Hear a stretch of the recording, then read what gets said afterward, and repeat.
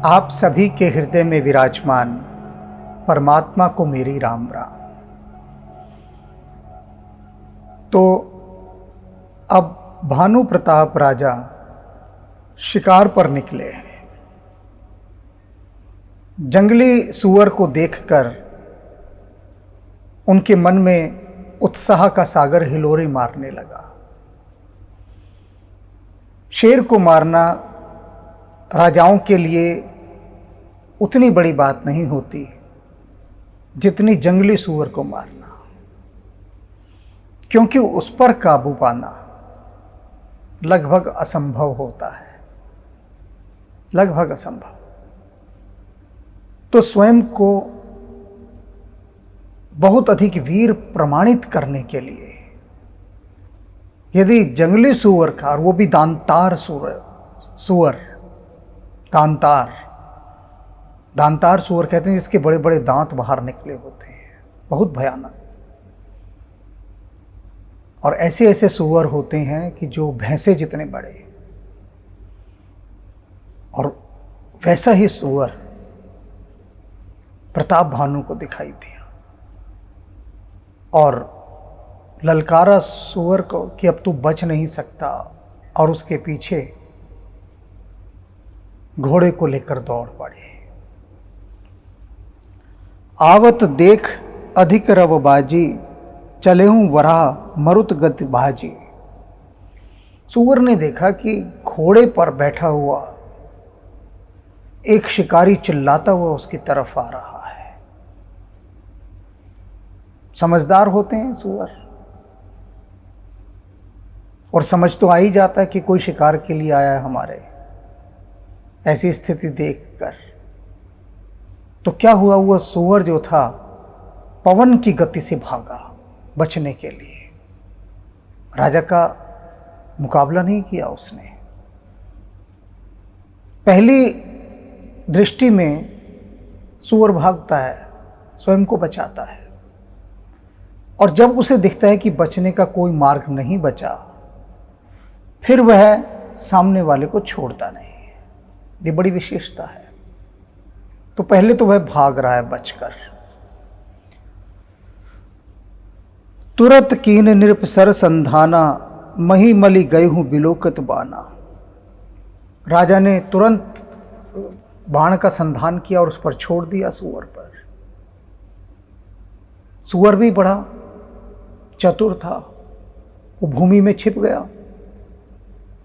अदृश्य हो गया, बाण व्यर्थ गया। तक तक तीर महेश चलावा, और उस राजा ने बड़े तक तक कर, निशाना साध साध कर उस पर तीर मारे। प्रताप भानु राजा है जो पूरी धरती को जीत कर आया है। निश्चित रूप से बहुत श्रेष्ठ धनुर्धर रहा होगा, और लक्ष्य को साध साध कर वह तीर चला रहा था उस सूअर पर।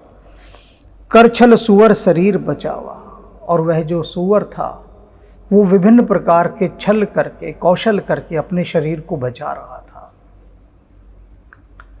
इतने बाण चलाए प्रताप भानु ने, एक भी नहीं लगा सूअर को। अपने को इतनी कुशलता से उसने बचाया, सुरक्षित निकालकर जाता रहा अपने को उन जंगली रास्तों से, लेकिन अपनी देह पर एक भी बाण राजा का नहीं लगने दिया। प्रकटत दुरत जाई मृग भागा, रिस बस भूप चले हूं संग लागा।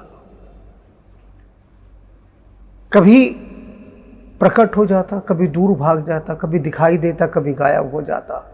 इस तरह की आंख मिचौनी करता हुआ वह सूअर भाग रहा था, और उसने राजा प्रताप भानु को बहुत सता दिया, खिजा दिया। चिढ़ गया राजा, गुस्से में आ गया, इरिटेट हो गया। इतने तीर चलाए, एक भी ना लगा। तो अपने ऊपर उसे गुस्सा आ रहा था कि मैं इतना असफल कैसे होता जा रहा हूं। और उसका वह अपना गुस्सा उस जंगली सूअर पर उतरना चाह रहा था, लेकिन उतरे तो तब ना जब वह काबू आए।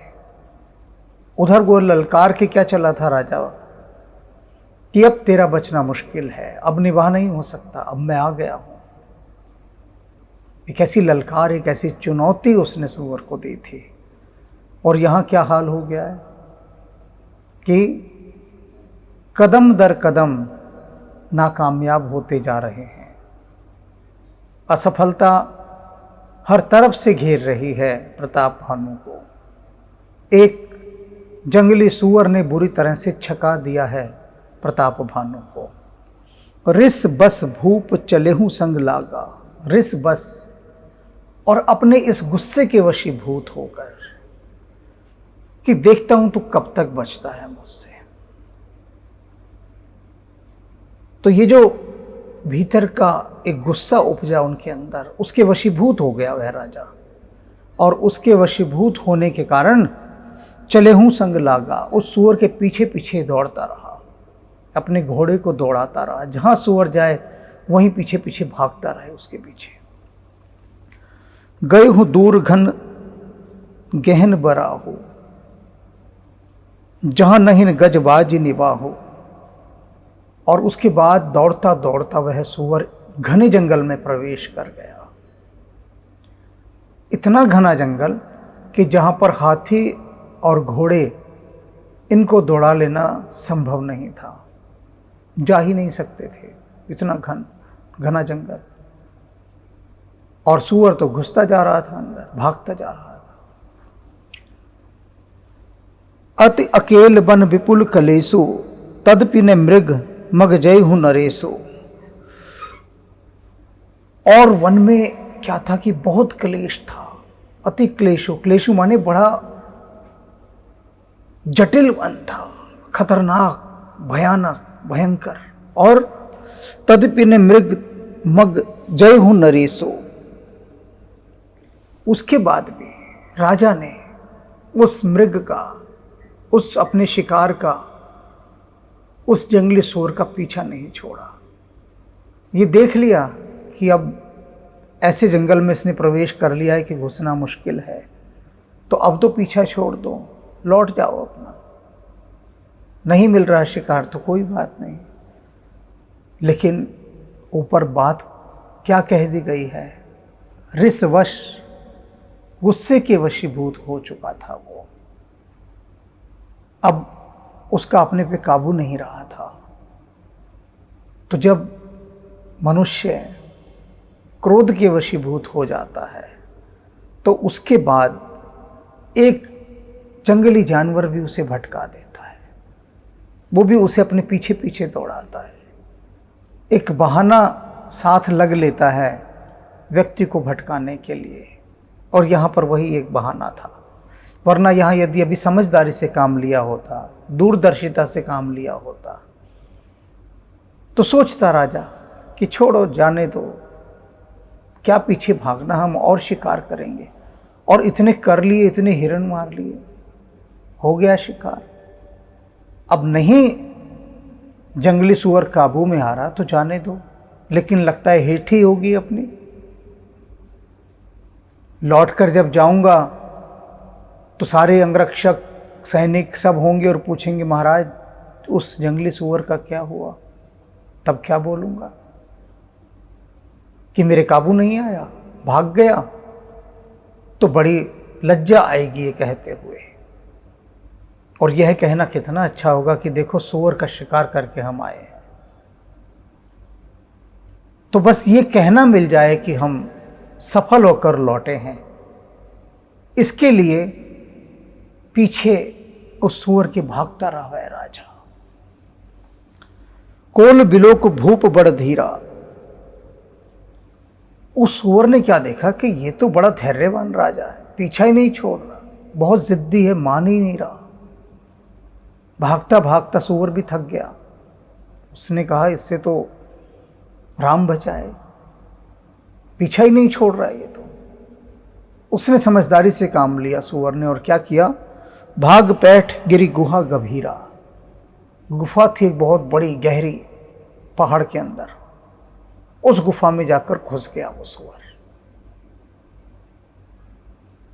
राजा ने देख लिया कि सूअर गुफा के अंदर घुस गया है। अगम देख नृप अति पछताए। राजा बड़ा पछताया, क्योंकि वो जो गुफा थी अगम थी, वहां जाया नहीं जा सकता था, गुप्त अंधेरा अंदर। अब गुफा में राजा कैसे जाए? अब पछतावा हुआ कि छोड़ना पड़ेगा इसे, इस विचार को ही त्यागना पड़ेगा।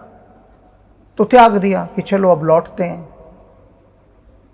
नहीं भाग्य में था इस जंगली सूअर का आखेट करना, तो अब लौटते हैं। अब यह विचार आया कि चलो लौटते हैं।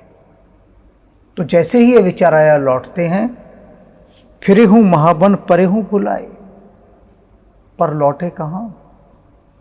उस महावन के अंदर, उस घने जंगल के अंदर तो कहीं रास्ता ही दिखाई नहीं दे रहा था। समझ ही नहीं आ रहा था कहां लौटे, रास्ता ही भटक गए। बचपन से आज तक हमने अनेक कहानियां सुनी होंगी इस प्रकार की कि राजा वन में गया शिकार करने और भटक गया। अक्सर वन में संभावना होती है भटक जाने की, क्योंकि वहां से कुछ राह मिलती नहीं। वनों में चारों तरफ जंगल ही जंगल है, कहीं कोई पगडंडी नहीं होती, कोई सड़क नहीं बनी, कोई रास्ता नहीं बना, तो दिशा का पता कैसे लगे कि कहाँ जाना है, किस दिशा में जाना है? वहीं वहीं आदमी गोल गोल घूमता रहता है।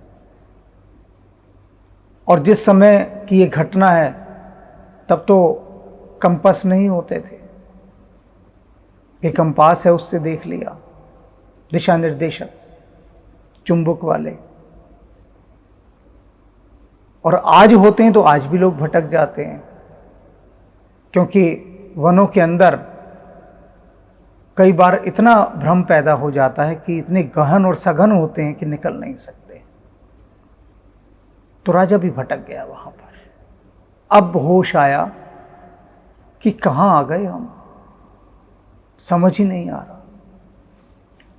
खेद खिन क्षुधित त्रिषित राजा बाज समेत, खोजत व्यापुल सरित सर जल बिन भयहु अचेत। अब बड़ा दुख हुआ उसे, पछतावा हुआ, खिन्न हो गया, इरिटेशन हुई, बेचैनी हुई। त्रिषित राजा बाजी समेत, अपने घोड़े के साथ राजा प्यास से मरा जा रहा था। जब तक शिकार के पीछे था तो एक भूत सवार था कि उसे मारना है, क्रोध का भूत सवार था। तो जब क्रोध का भूत सवार होता है तो भूख प्यास नहीं लगती। अब जब आंखें खुली, क्रोध का जो पारावार था वो नीचे आया, ठंडा हो गया क्रोध, जमीन पर आ गए, तो अब समझ में आया कि हम तो रास्ता भटक गए हैं। और फिर प्यास और भूख, अब उसने घेर लिया राजा को। और राजा ही थोड़ी ना, घोड़ा भी भूखा प्यासा हो गया, दोनों बहुत बेचैन। और उसमें क्या हुआ, खोजत व्याकुल सरित सर जल बिनु भयहु अचेत। खोजता रहा, कोई तालाब मिल जाए, कोई नदी, कोई सरोवर, पानी का कोई स्रोत मिल जाए कि प्यास बुझाए। कुछ नहीं मिला और राजा अचेत हो गया, बेहोश हो गया। सोचिए कितनी प्यास से वो भर गया होगा। और जंगल की प्यास बड़ी भयानक प्यास होती है, क्योंकि जंगल में जो घुटन वाली चिपचिपी गर्मी होती है ना, बेचैन कर देने वाली, जिसमें नमी होती है, वो गर्मी सारा पानी पी जाती है शरीर का। और ऐसी प्यास लगती है कि आदमी बेहोश हो जाता है। और राजा भी बेहोश हो गया। फिर होश आया, थोड़ी देर बाद उठे, फिरत विपिन आश्रम एक देखा। भटकता रहा जंगल में, फिर उसने वहाँ पर एक आश्रम दिखाई दिया उसे। ये एक बहुत बड़ी कोई कुटिया बनी हुई है उसको। अक्सर सभी कहानियों में यही होता है, राजा भटक गया, भटकते भटकते फिर वह कहीं एक उसे कुटिया दिखाई देती है, वह उस स्थान पर पहुंचता है। और सभी के साथ यही होता है, केवल एक राजा के साथ नहीं। जंगल में जो भटक गया है, भटकते भटकते वह कहीं तो आश्रय पाता ही है ना, फिर भगवान की कृपा से कोई तो उसे मिल ही जाता है ना। ऐसे ही राजा को भी एक आश्रम मिल गया। तह बस नृपति कपट मुनि बेसा। वो आश्रम कैसा था? उस आश्रम में एक राजा मुनि का वेश बनाकर कपट पूर्वक रहता था, भेष बदल कर रहता था। जासु देश नृपलीन ही लड़ाई, समर सेन गज गए हूं पर आए। जासु देश नृपलीन छड़ाए। अब कहते हैं वो कौन था जो वहां पर भेष बदल कर रह रहा था?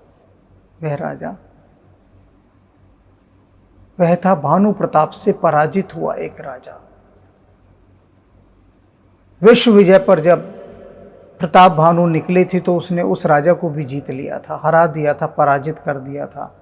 और यह वही राजा था जो यहाँ पर इस समय जंगलों में छिपकर मुनि का वेश बनाकर रह रहा था। समर सेन तजी गई हूं पर आए।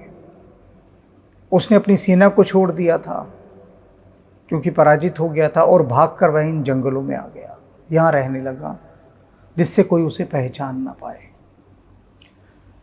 समय प्रताप भानु कर जानी, आपन अति असमय अनुमानी। गए हूं ने गृह मन बहुत गलानी, मिला ने राज ही नृप अभिमानी। क्यों भागकर आ गया वो जंगलों में? क्योंकि उसने देखा कि इतना शक्तिशाली है प्रताप भानु राजा, मैं इसे जीत नहीं सकता। और जीत नहीं सकता तो राजा ने कहा था संधि कर लो। प्रताप भानु की संधि की बात नहीं मानी इसने, दोनों ही बातें नहीं मानी, लड़ाई की, हार गया। तो जब हार गया तो हारने के बाद ही अपने राज्य में भी वहां वापस नहीं लौटा कि किस मुंह से जाऊं, एक पराजित राजा के रूप में। तो उस अभिमान के कारण, पराजय के अभिमान के कारण कि नहीं, पराजित मुख नहीं दिखाना जाकर अपनी उसी प्रजा को, अपने उन्हीं महल वालों को, तो जंगलों में आ गया। मन में उसके बहुत ग्लानि हुई थी और ये मान लिया उसने कि ठीक है, इस समय जो समय है वह प्रताप भानु के साथ है, उसका वक्त है, इस समय मेरा समय नहीं है। इस बात को जानकर मन में ग्लानि से भरा हुआ वह इन जंगलों में आकर रहने लगा। रिस और मार रंक जिम राजा, विपिन बसही तापस के साजा। और जैसे कोई गरीब आदमी अपने मन को मारकर, क्रोध को मारकर हारने के बाद रहता है, इसी प्रकार से वह उन जंगलों में रह रहा था विवश होकर। जास समीप गवन नृप कीना, यह प्रताप रवि ही पर तब चीना। कहते हैं तास समीप गवन नृप कीना, प्रताप भानु उस राजा के पास जो मुनि का वेश बनाकर रहता था वहां पहुंचा। वह आश्रम उसका था जिसे प्रताप भानु ने कभी पराजित किया था, और वह राजा आत्मग्लानि के कारण अपने राज्य में नहीं लौटा, इन जंगलों में आकर रहने लगा। यह प्रताप रवि ते ही तब चीना। लेकिन उसने प्रताप भानु को पहचान लिया कि ये तो वही प्रताप भानु है जिसने मुझे हराया था, उसने पहचान लिया। राव त्रिषित नहीं सो पहचाना, देख सुबेश महामुनि जाना। लेकिन प्रताप भानु ने उस राजा को नहीं पहचाना। क्यों नहीं पहचाना? क्योंकि राव त्रिषित नहीं सो पहचाना, इतना प्यासा था, बेहोश होकर उठा था अभी, कहीं ख्वाबो ख्याल में नहीं था कि जिसे मैंने पराजित किया था वह राजा यहाँ जंगलों में मुनि का वेश बनाकर रहता होगा। कल्पना में भी नहीं आया। और भूख प्यास इतनी हावी थी कि उसने कुछ सोचने ही नहीं दिया। तो प्रताप भानु नहीं पहचान पाया, लेकिन उस राजा ने पहचान लिया कि ये वही प्रताप भानु है जिसकी वजह से मैं आज इन जंगलों में पड़ा हुआ हूं। देख सुबेश महामुनि जाना। प्रताप भानु ने तो उसे मुनि के वेश में जानकर उस राजा को बिल्कुल भी नहीं पहचाना। उसने जाना तो मुनि है, राजा का तो कहीं ख्याल ही नहीं था ना किसी भी कोण से। तो उसको महामुनि जानकर उसने वैसा ही व्यवहार किया। उतर तुरगते कीहनी प्रणामा। वह अपने घोड़े से उतरा प्रताप भानु और जाकर उसने मुनि वेशधारी उस राजा को नमस्कार किया, प्रणाम किया। परम चतुर ने कहूँ निज नामा। प्रणाम किया, लेकिन उसने अपना वास्तविक परिचय नहीं दिया प्रताप भानु ने। अक्सर यही होता था, राजा जब भटक जाते थे जंगलों में और कहीं पर किसी के पास जाकर आश्रय लेते थे, शरण लेते थे, तो वहाँ किसी को ये जाहिर नहीं करते थे कि मैं राजा हूँ, प्रकट नहीं करते थे। कोई कह देता था मैं व्यापारी हूँ, इधर से घूम रहा था, नागरिक हूँ, कुछ भी कह देते थे। लेकिन राजा अपना वास्तविक परिचय नहीं देता था सुरक्षा कारणों से, कि अगर यह पता लग जाए कि ये जो भटक गया है वन में अकेला, यह राजा है, तो उस स्थिति का कोई दुरुपयोग ना कर ले, कोई उसका अशुभ लाभ ना उठा ले। इस कारण से वास्तविक परिचय राजा नहीं देते थे। तो प्रताप भानु ने भी अपना वास्तविक परिचय नहीं दिया, लेकिन वह तो पहचान चुका था। भूपत त्रिषित बिलोक तही सरबरु दीन दिखाए, मज्जन पान समेत है किहने निरपत हर्षाए। और उस मुनि ने क्या किया, प्रताप भानु को कहा कि देखो वहाँ सरोवर है, तुम जाओ, जल पियो, स्नान करो, अपने घोड़े को भी पानी पिलाओ। और राजा ने वैसा ही किया। शांति मिली, तृप्ति मिली और बहुत प्रसन्न हुआ प्रताप भानु कि चलो मुनि महाराज की सहायता से मेरा यह संकट तो टला, प्यास तो बुझी, विश्राम तो मिला। गए श्रम सकल सुखी नृप भयहु, निज आश्रम तापस ले गए हो। आसन दीन अस्त्र रबिजान, पुनि तापस बोले मृदुबाने। मैं श्रम सकल सुखी नृप भयो। सारा थकान वकान सब मिट गई, राजा बड़ा सुखी हुआ, आराम हुआ। निज आश्रम तापस ले गए हो।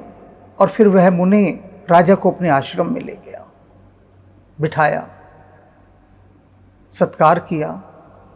आसन दीन अस्त्र रब जानी, पुन तापस बोले मृदुबाने।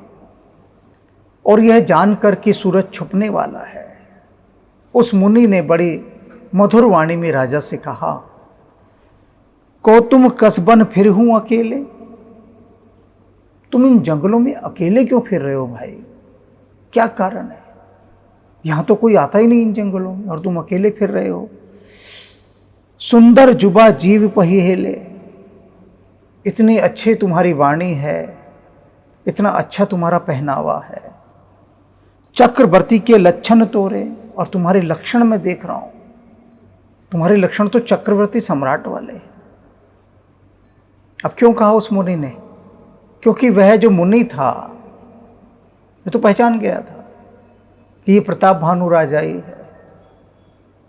तो वो अपना दिव्य बल दिखाने के लिए कि राजा और प्रभावित हो जाए, मुझ पर और भरोसा करे कि ये तो बड़े अंतर्यामी मुनि महाराज है, उसने कहा तुम तो चक्रवर्ती सम्राट लगते हो। देखत दया लाग अति मोरे।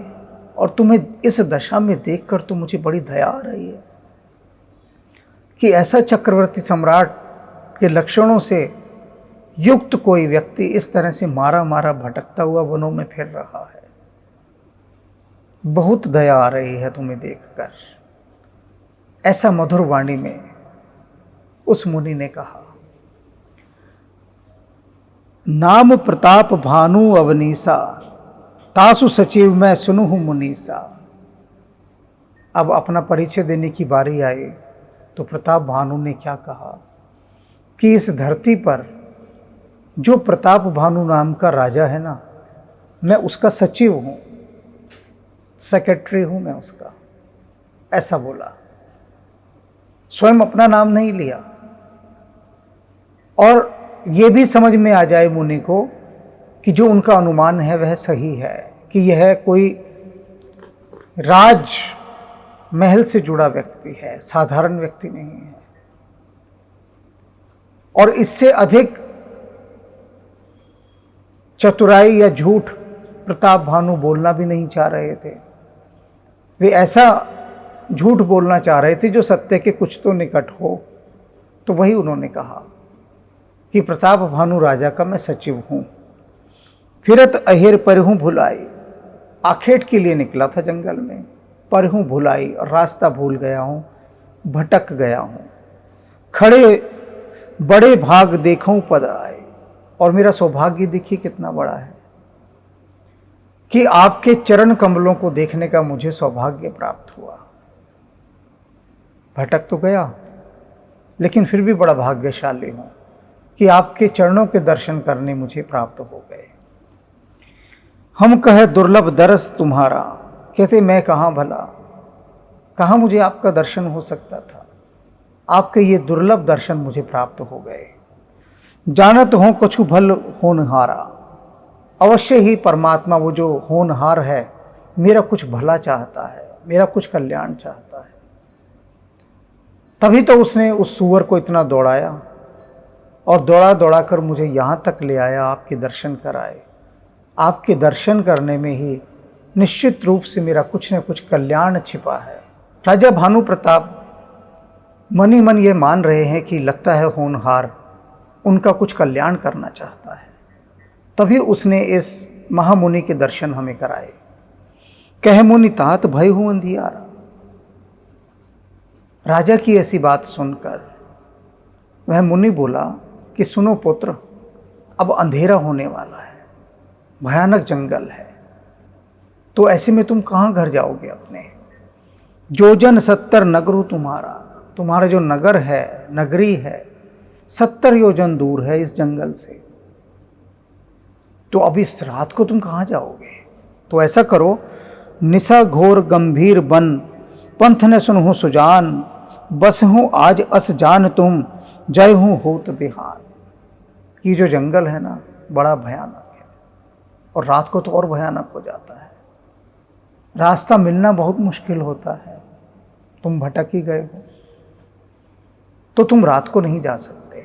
ऐसा करो, रात भर यहीं विश्राम करो मेरे यहाँ, और उसके बाद जब सुबह हो जाए तब अपने नगर के लिए तुम प्रस्थान कर लेना। उसने यह प्रस्ताव राजा प्रताप भानु के सम्मुख रखा।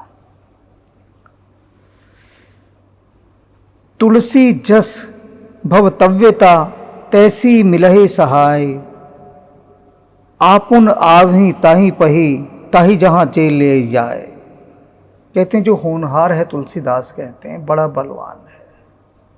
जो होनी है वो बड़ी बलवान है। उस होनी को होना होता है। तो जब होनी को होना होता है तो वो क्या करती है कि जिसके साथ उसे होना होता है, होनी को, उसे वह अपने पास बुला लेती है, कोई भी कारण बनाकर। जैसे इस पराजित राजा से प्रताप भानु को मिलवाना था, उसने आमना सामना करवाना था, शिकार पर भेज दिया प्रताप भानु को। हिरन वगैरह मार डाले, तसल्ली नहीं हुई, जंगली सुअर का पीछा किया। समझ में भी आ गई बात कि ये काबू में आने वाला नहीं है, फिर भी भागते रहे उसके पीछे। होनी दौड़ा रही थी और दौड़ाते दौड़ाते होनी उसे इस मुनि के पास ले आई। तो तुलसीदास जी यहाँ कह रहे हैं कि होनी बड़ी बलवान है। जिसके साथ उसे होना होता है उसे अपने पास बुला लेती है, और अगर नहीं बुला पाती तो खुद उसके पास चली जाती है। ये बड़ी रहस्यात्मक बात यहाँ तुलसीदास जी ने बता दी है। आपन आवही ताही पही, ताही जहां ते लाई। या तो खुद चली जाएगी, या जहां पर वो व्यक्ति है जिसके साथ होने को होना है उसे खींच लाएगी अपनी तरफ। कुछ भी करेगी पर वो होकर रहेगी। भले ही नाथ आयस धर सीसा, बांध तुरग तरु बैठ महिसा। जब मुनि ने ये कहा कि सुबह चले जाना, तो उनकी आज्ञा को शिरोधार्य धारण कर प्रताप भानु रात वहीं रुक गए। उन्होंने घोड़े को बांध दिया और पेड़ के नीचे बैठ गए। नृप बहु भांति प्रशंस हुताही, चरण बंदे निज भाग्य सराहे। और उसके बाद प्रताप भानु ने उस मुनि की बहुत प्रशंसा की कि आप इतने महान हैं, आपने मुझे सहारा दिया, सहायता की, मेरा मार्गदर्शन कर रहे हैं, इत्यादि इत्यादि बहुत प्रशंसा की। चरण बंदी निज भाग्य सराहे, उनके चरणों की वंदना की और अपने भाग्य को सराहा कि मैं ऐसे महान और धर्मात्मा मुनि के दर्शन कर रहा हूं। पुन बोलहूं मृत गिरा सुहाई, जान पिता प्रभु करहूं ढिठाई। और फिर प्रताप भानु क्या बोले, बहुत मधुर वाणी में उस मुनि से क्या बोले कि मैं आपको अपने पिता के समान मान रहा हूं और इसलिए यह ढिठाई कर रहा हूं। ढिठाई माने कि जिद, कुछ पूछना चाहते थे और कहते हैं अपने पिता से तो बच्चा कैसे भी पूछ लेता है, तो आप मेरी बात का बुरा मत मानिएगा, क्योंकि मैं आपको अपने पिता समान मान रहा हूं और इसीलिए ऐसे ढिठाई, ऐसी जिद कर रहा हूं कुछ बात पूछने की। मोहि मुनीस सुत सेवक जाने, हे मुनि मुझे आप अपना सेवक ही जानिए। नाम नाथ नाम निज कहूँ बखाने, हे नाथ आप मुझे अपना नाम इत्यादि बखान करें, परिचय दें। आपने मेरा परिचय तो ले लिया, आप तो पूछ सकते हैं, बड़े हैं, आदरणीय हैं, लेकिन मैं आपसे आपका परिचय जानना चाह रहा हूँ। मेरी इस दुष्टता को, मेरी इस ढिठाई को आप क्षमा कीजिएगा और मुझे अपना सेवक जानिए, अपना पुत्र जानिए और कृपया मुझे अपना परिचय दीजिए। राजा भी तो जानना चाहेगा ना कि कौन है ये मुनि जिनके वह दर्शन कर रहा है। तेहि न जान नृप, नृप ही सुजाना, भूप सुहृदय सो कपट सयाना। वो जो मुनि था उसे एक बात समझ में तो आ ही गई थी कि मैं जान गया हूं कि ये प्रताप भानु राजा है, लेकिन प्रताप भानु अभी तक इस बात को नहीं जाना है कि मैं मुनि के वेश में वही राजा हूं जिसे इसने पराजित किया था।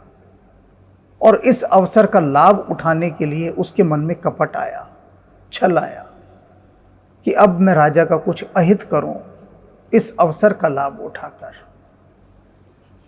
बैरि पुन छत्री पुन राजा, छल बल कीन्हे चहिं निज काजा। कहते हैं एक तो वो बैर से भरा हुआ था, वह जो मुनि था बदला लेना चाह रहा था, बदले की भावना से प्रतिशोध की आग में जल रहा था। बैरी पुन छवि, छत्री और एक क्षत्रिय था ऊपर से, पुन राजा और उसके ऊपर राजा था, सामान्य क्षत्रिय नहीं था, राजा भी था। प्रतिशोध की अग्नि उसमें जल रही थी। छल बल कीन चहिं निज काजा, और अब सोच रहा था अपने निज काज। निज काज क्या था उसका? एक ही चाहत थी प्रतिशोध में कि किस तरह से मैं प्रताप भानु को नुकसान पहुंचा सकूं। तो अब छल बल करने की योजना वो अपने मन में बनाने लगा कि प्रताप भानु ने तो उसे पहचाना नहीं है, वह उस पर विश्वास कर चुका है, मुनि का वेश धारण किए हुए वह उसे बहुत उच्च कोटि का धर्मात्मा समझ रहा है, उसकी आज्ञा मान रहा है, उसकी बात मानकर रात उसके पास रुकना भी चाह रहा है। तो इस अवसर का लाभ उठाकर वह प्रताप भानु का अहित कर सकता है, तो कोई चाल चली जाए। समझी राजसुख दुखद अराती, अवा अनल इव सुलगत छाती। प्रताप भानु को देखकर उसकी छाती कुमार के आंवे के समान, भट्टी के समान सुलगने लगी, जलने लगी, भभकने लगी। क्यों? क्योंकि उसे अपने वो दिन याद आ गए जब वह राजा था। समुझ राज सुख दुखित आराती, कि इस राजा के कारण ही मेरी ये दुर्दशा हुई, जंगलों में मैं पड़ा हूं, वरना मैं भी राजा था, राज सुख भोगता था। वह सब याद कर करके उसकी छाती कुमार के आंवे के समान धधकने लगी। प्रतिशोध में, क्रोध में, बैर में। सरल बचन निर्वके सुन काना, बैर संभार हृदय हर्षाना। और कहते हैं उसने जब प्रताप भानु के इतने सरल वचन सुने तो मन ही मन बहुत हर्ष आया, खुश हुआ कि अच्छा है, ये मुझ पर अब पूरा विश्वास कर रहा है। बैर संभारी, और उसने अपना बैर को और संभाल लिया भीतर। प्रताप भानु के लिए जो शत्रुता का भाव था उसे और स्थिर कर लिया, संभाल लिया कि अब फायदा उठाया जाएगा। यह जानकर कि प्रताप भानु उस पर विश्वास से भरा हुआ है, उसका आदर करता है और उसे पहचान नहीं पाया है, और ऐसे अवसर का लाभ उठाकर मुनि वेशधारी वह राजा से अपना बदला ले सकता है, इस बात को समझकर वह मन ही मन बहुत प्रसन्न हुआ। और कपट बोर बानी मृदुल, बोल ही जुगत समेत, अपनी कपट से भरी हुई वाणी को उसने मिठास में डुबोते हुए राजा से बड़ी जुगत के साथ कहा, उपाय के साथ कहा। अपना परिचय देने की बात थी ना, तो वो परिचय बड़ी मधुर वाणी में, मधुरता में डुबोकर अपना परिचय देता है, और बड़ी चालाकी के साथ क्या परिचय देता है। नाम हमार भिखार, हम निर्धन रहित निकेत। कहते हैं मैं क्या अपना परिचय दूं प्रताप भानु, तुम कह रहे हो आप अपना परिचय दीजिए। एक भिखारी का क्या परिचय हो सकता है?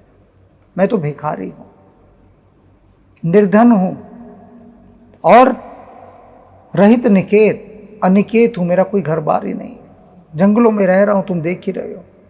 भिखारी हूं, फकीर हूं। फकीर का क्या परिचय होता है? एक भिखारी का कोई परिचय नहीं हो सकता। तो इस तरह से उसने अपना बड़ा रहस्यात्मक कपट से भरा हुआ परिचय दिया, जिससे कि दूर दूर तक भी प्रताप भानु कहीं ये भांप न जाए कि यह वही राजा है। कोई संकेत नहीं दिया,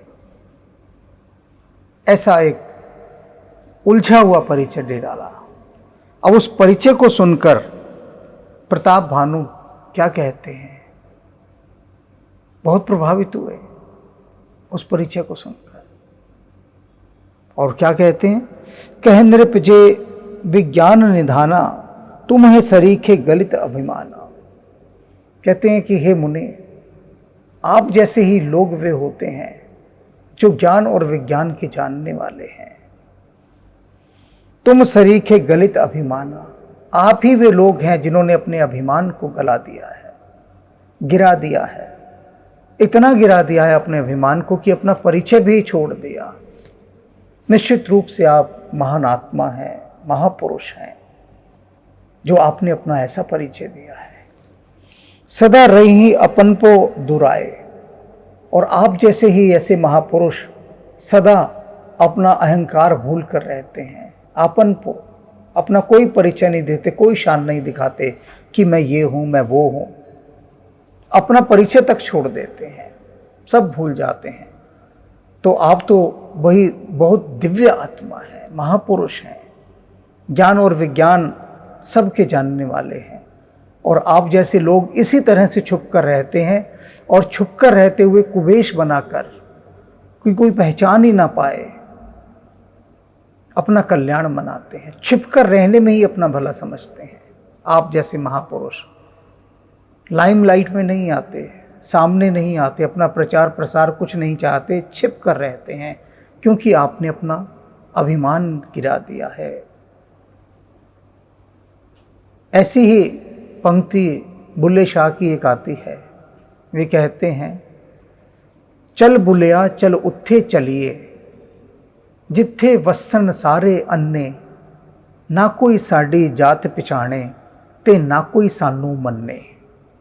बुल्ले शाह कहते हैं, वही यहाँ बात है कि कुछ ऐसे फकीर होते हैं, ऐसे महात्मा होते हैं जो अपना सारा परिचय छिपा कर चलते हैं और भागते हैं दूर दूर।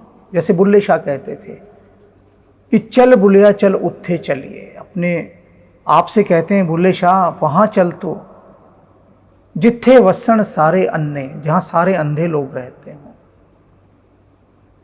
किस सेंस में कहा है यहाँ अंधे, किस संदर्भ में?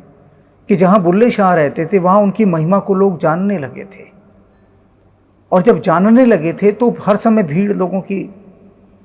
संसार तो ऐसा ही है कि अगर उन्हें पता लग जाए कि ये वास्तव में कोई महापुरुष है, धर्मात्मा है, सन्यासी है, संत है, सिद्ध है, तो लोग भीड़ लगाने लग जाते हैं, अपने अपने काम सिद्ध करने के लिए पीछे पड़ जाते हैं। जो भी आता है वही आशीर्वाद मांगना चाहता है।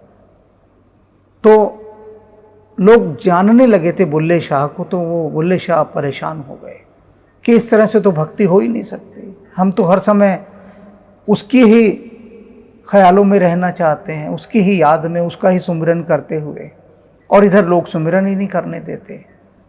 तो वे अपने आप से कहते हैं कि इस जगह को छोड़कर ऐसी जगह में जाकर बसो कि जहाँ कोई हमें जानता ही ना हो। जिथे वसन सारे अन्ने, ना कोई साड़ी जात पहचाने, ते ना कोई सानू मन्ने। ना कोई हमारी जात को पहचाने कि हम कोई महापुरुष हैं, ना कोई सानू मन्ने, और ना कोई हमें मानता हो, कोई मान्यता ना हो हमारी।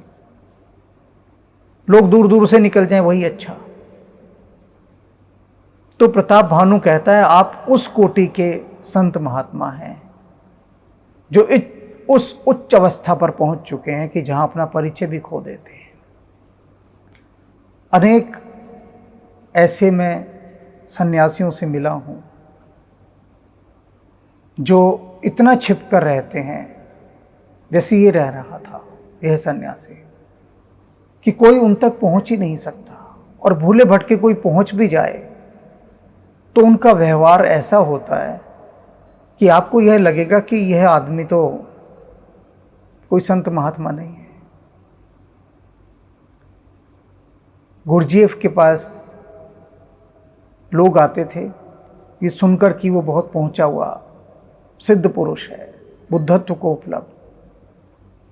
तो गुरजीएफ बड़ी उल्टी सीधी हरकतें उनके आगे किया करता था। लोग भाग जाते थे कि व्यर्थ में हम आ गए यहाँ पर, ये कोई सिद्ध विद्ध पुरुष नहीं है, बेवकूफ़ों की तरह हरकतें करता है, उल्टी सीधी बातें करता है, इसे कुछ नहीं पता परमात्मा इत्यादि का। कुछ भी अंट संट बातें गुरजीएफ कहने लगता था। तो उनके शिष्यों ने कहा कि आप क्यों इस तरह का व्यवहार करते हैं कि लोग ये कहें कि उसे तो कुछ भी नहीं पता। ऐसी आप, जबकि हम जानते हैं आपको सब कुछ पता है, तो क्यों आप ऐसी हरकतें करते हैं कि लोग आप पर भरोसा ही ना करें।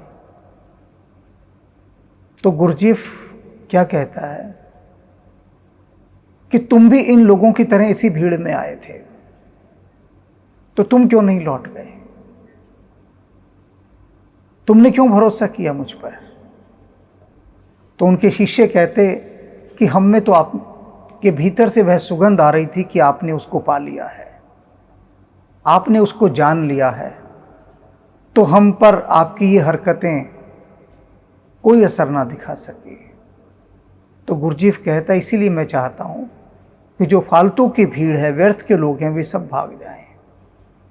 मेरे पास वही टिकें जिनको मेरी बाहरी हरकतों से कोई सरोकार नहीं है, जो मेरे भीतर को अनुभव कर सकते हैं, कुछ चुने हुए लोग।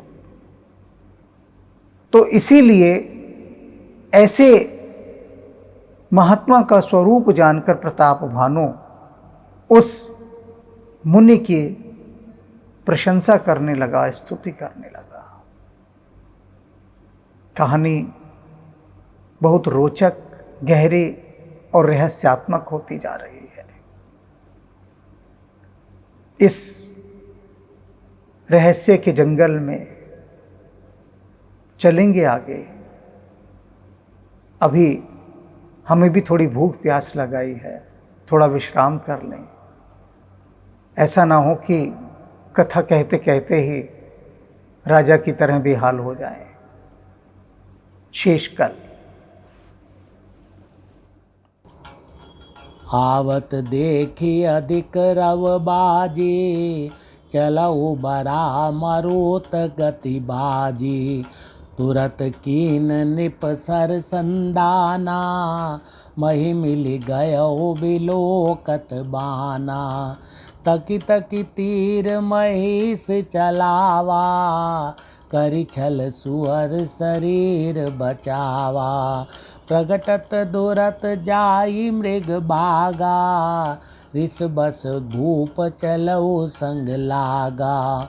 गयो दूरि गन गहन बराहु, जह नाहिन गज बाजी निबाहु।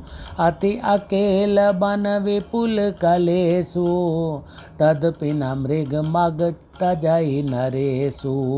कोल बिलो की भूप बर धीरा, भागी पैठ गिरि गुहा गभीरा। अगम देखि निप अति पछिताई, फिरऊ महाबन परऊ बुलाई। खेद खिन्न क्षुधिसित त्रिषित, राजा बाजी समेत। खोजत व्याकुल सरित सर, जल बिनु भयो अचेत। फिरत विपिन आश्रम एक देखा, तह बस नृपति कपट मुनि बेसा।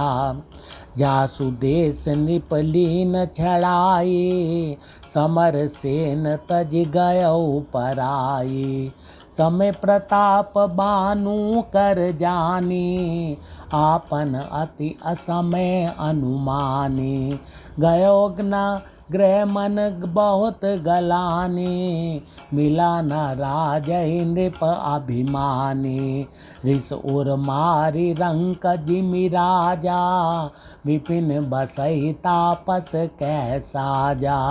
तासु समीप गवन नृप कीना, यह प्रताप रवि तेहि तब चीना। राहु त्रसित नहीं सो पहिचाना, देखि सुबेश महामुनि जाना। उतरि तुरग तै कीन प्रणामा, परम चतुर ना कयो निज नामा। भूपति त्रिषित बिलोकित ही, सरबरुद्दीन देखाई।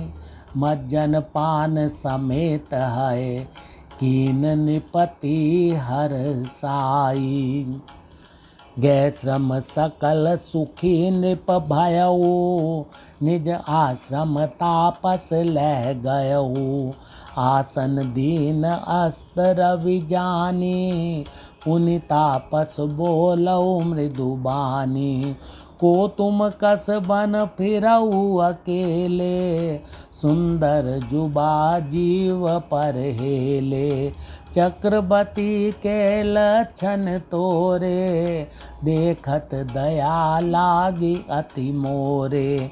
नाम प्रताप भानु अवनीसा, तासु सचिव मैं सुनऊ मुनीसा। फिरत अहेर परे भुलाए, बरे भाग देखऊ पद आई। हम कह दुर्लभ दरस तुम्हारा, जानत हूँ कछु बल हो निहारा। कै मुनि तात भयो अंधियारा, जो जन सतरि नगरऊ तुम्हारा। निशा घोर गंभीर बन, पंथ न सुनाऊ सुजान। बसहु आज अस जानि तुम, जायऊ होत बिहान। तुलसी जसि भव तब्यता, तैसी मिलाई सहाई।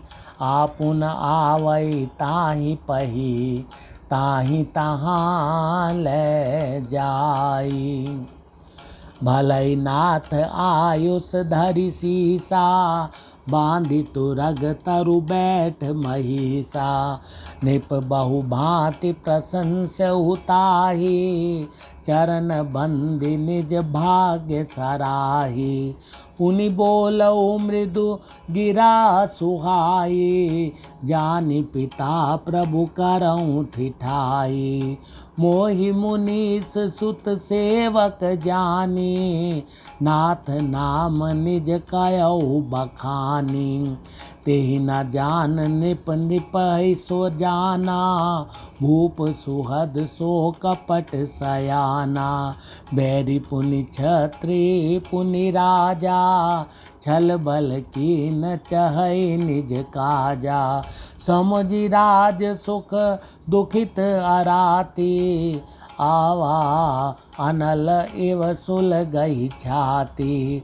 सरल वचन नृप के सुनि काना, भयर संभारि हृदय हर्षाना। भयर संभारि हृदय हर्षाना। कपट बोरि बानी मृदुल, बोलऊ जुगति समेत। नाम हमार भिखारी अब, निर्धन रहित निकेत। क्रय कह नृप जे विज्ञान निधाना, तुम सारिखे गलित अभिमाना। सदा रहे अपन पो दुराए, सब विधि कुशल कुबेश बनाए। सब विधि कुशल कुबेश बनाए।